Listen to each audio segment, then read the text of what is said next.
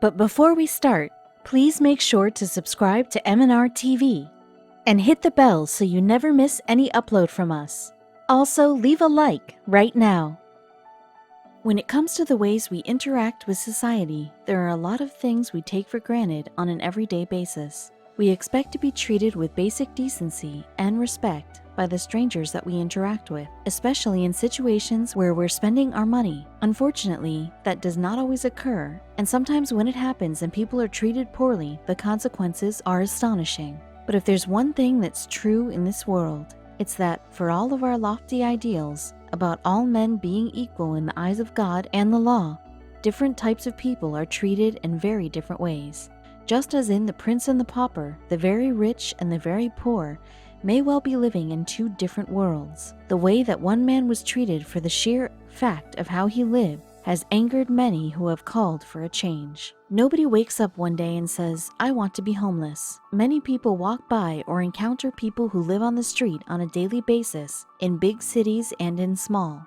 It is often a misconception that these people chose to live their life or made poor choices, so that is why they are where they are. In some cases, that is definitely not true, but in others, there are many other reasons. Whether it be mental illness or just falling on hard times, there are many reasons that can lead a person to becoming homeless. Emery was the latter, who tried to live a productive life and do the right thing, but kept finding himself falling down and unable to get back up. Years before he ever stepped foot in a Burger King for breakfast, down and out on his luck, he needed money badly to pay for basic life needs. Unable to find a stable job or even an odd job, Emery made the decision to try to steal in order to get money. Emery decided he would forge a check in order to get some free cash. This was a bad decision as he was not an experienced forger. As you can imagine, Emery was quickly arrested on charges. Luckily for him, though, he got off with a break and only received probation. The probation he received would later cause mass trouble for Emery. Emery, now free and back living on the street, was trying to stay on the straight and narrow. He decided he would live a more productive life and was actually picking up small jobs to earn cash that he was able to use. While he was still homeless, he put the life of crime behind him. It was a November morning in Boston when Emery walked into a Burger King.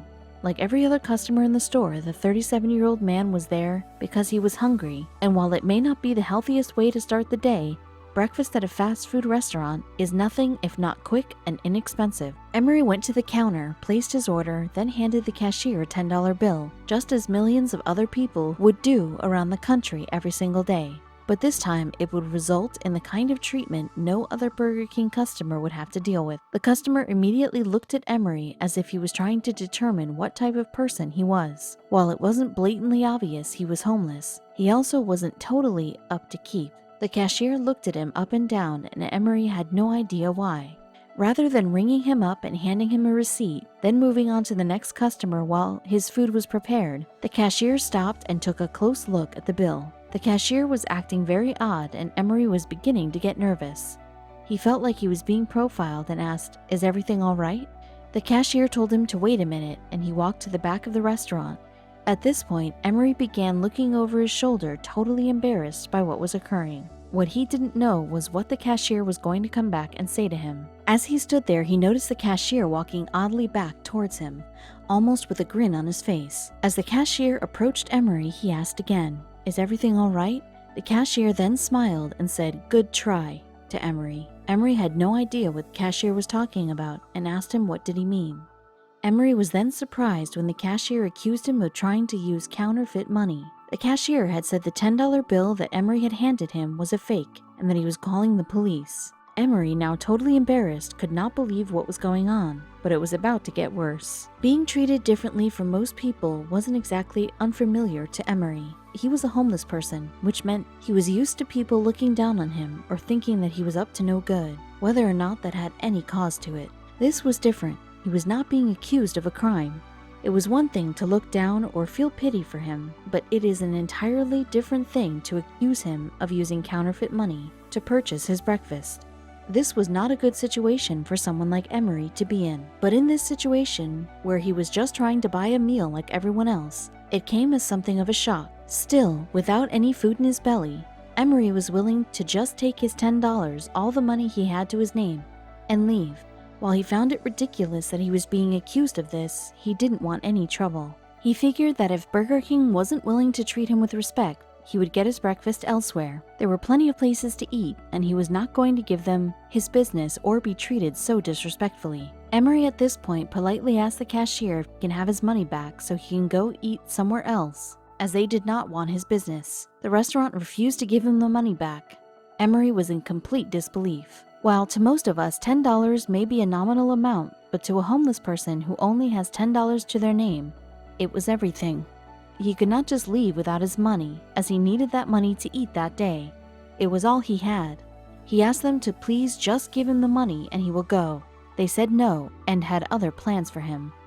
The workers at this Burger King, instead of just returning the man's money, decided that they would call the police. They were confident that this man was using stolen money to make a purchase, and they wanted to teach him a lesson so he would not return and try it again. The question you have to ask yourself is, if this was not a homeless man, would he be accused of such a thing? Would an ordinary person be put in this kind of situation and accused of using fake money?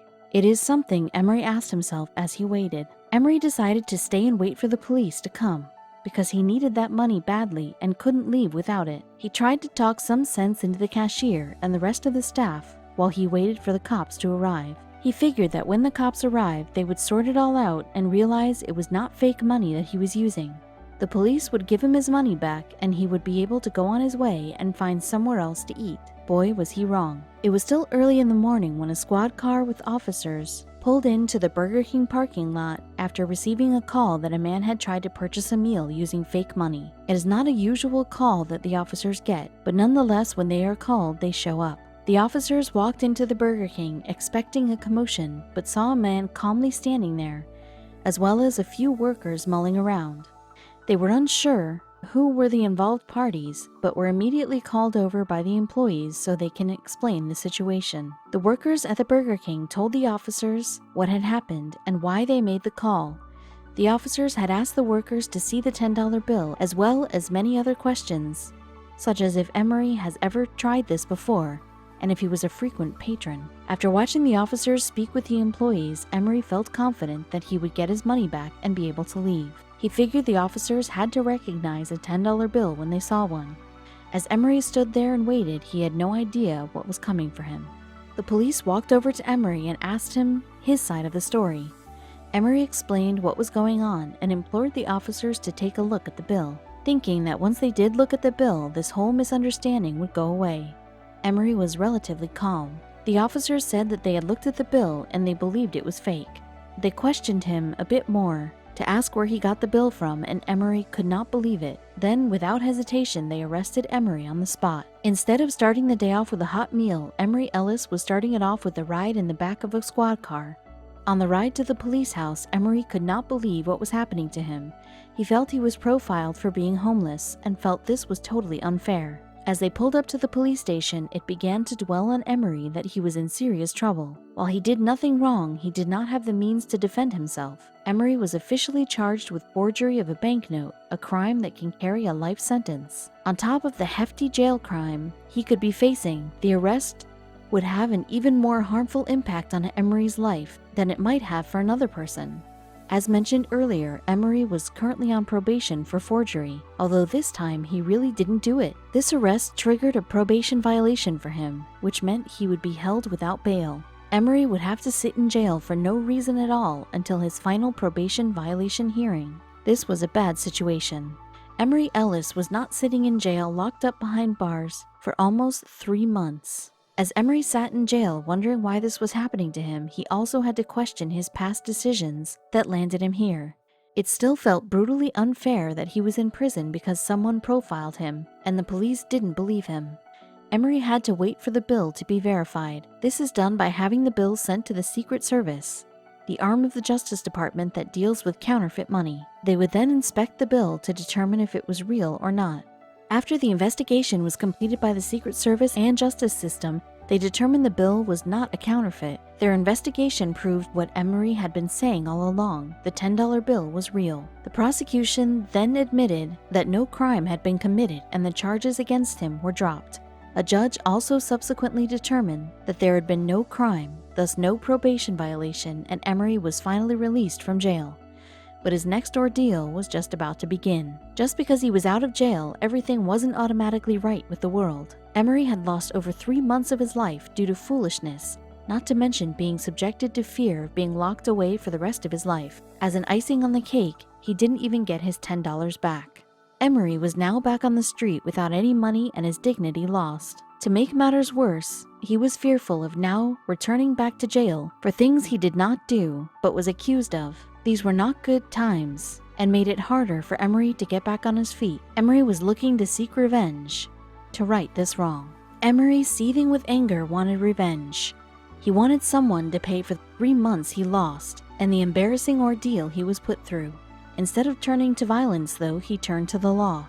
He felt someone had to pay for what happened to him, both literally and figuratively. Emery secured the services of a lawyer to get some sort of restitution for the way he'd been treated. He secured the services of a lawyer called Justin Drechsler, who filed a lawsuit against Burger King, the cashier, and the Two Guys Foods Inc., which was the franchisee. Justin Drechsler sat in his office as Emery told him everything that had happened to him. Justin felt just like Emery did, that someone had to pay for this, and he was the man to make that happen. Emery felt confident his attorney would get the job done. Justin worked quickly to draft up a formal complaint. The complaint said that Emery suffered public humiliation and shame, sleeplessness, anxiety, and depression because of his arrest and incarceration. He's expressed to me many times how much it sucks to lose 3 months of your life, Drechsler said. The suit alleges that Emery was discriminated against because he appeared unkempt and seeks damages for civil rights violations, defamation, theft of Emery's money, and compensation for the months he spent in lockup. In total, they were seeking $950,000 in damages. Justin spent much time crafting his complaint and ensured it covered every aspect that Emery told him. He felt the complaint should properly demonstrate the pain that Emery went through and to let the public know how this man was treated. Though their lawsuit did not say that Emery was discriminated against because he was black, his attorney, Drechsler, suspected that Emery's race was a factor, combined with his disheveled appearance. He said that if a white man in a suit, such as himself, had handed the same $10 bill to the same cashier on that same day, there would never have been a question of its legitimacy. Even if they were, he said, the cashier would probably have apologized and said he couldn't accept the money, and it would have ended there. The police never would have been involved, Drechsler said.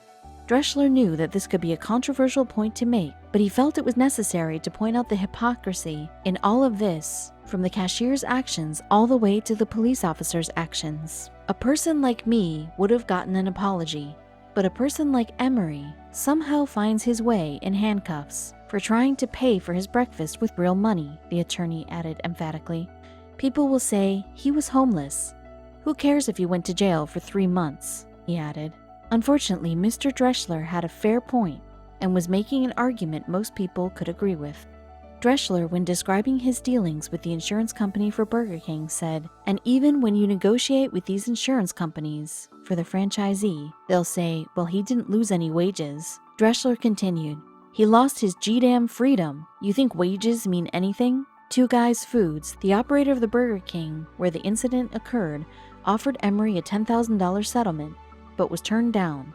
"We didn't think that was nearly sufficient," Drechsler said. $10,000 is a nuisance money offer. Still splitting his nights between friends' couches and shelters and, when there's no other option, the street. This isn't about the money for Emery. Acts of discrimination, subtle and not so subtle, happen every day, and most of them don't see the light of day because most of them don't result in any consequences, said Drechsler. Drechsler continued, "If Emery was in it for a quick buck, he would have just taken the $10,000. How many homeless people do you know that would turn down that money?" A Burger King Corp spokesperson said the company does not tolerate discrimination of any kind, but cannot comment on the specifics of this case. The company went on to say that the franchisee Two Guys Foods Inc. is responsible for employee training and handling legal matters about the location. The lawsuit filed was first reported by the digital legal news service Law 360, was filed in a Suffolk Superior Court. They are seeking damages for $950,000. While this is not about money, Emery feels he should be compensated for the 3 months he had to spend in jail, as well as all the other things he dealt with. To him, the $950,000 would make someone pay for what happened to him, and he could have a second chance at life. This story was eventually picked up by the national news and went viral on the internet. It sparked a conversation online about treating people the right way, discrimination, and how things like this should be handled in the future. Emery was glad that his story made the rounds, as he felt it was important for people to know he was a real person too, and that even though he was homeless, it did not mean he should be treated differently.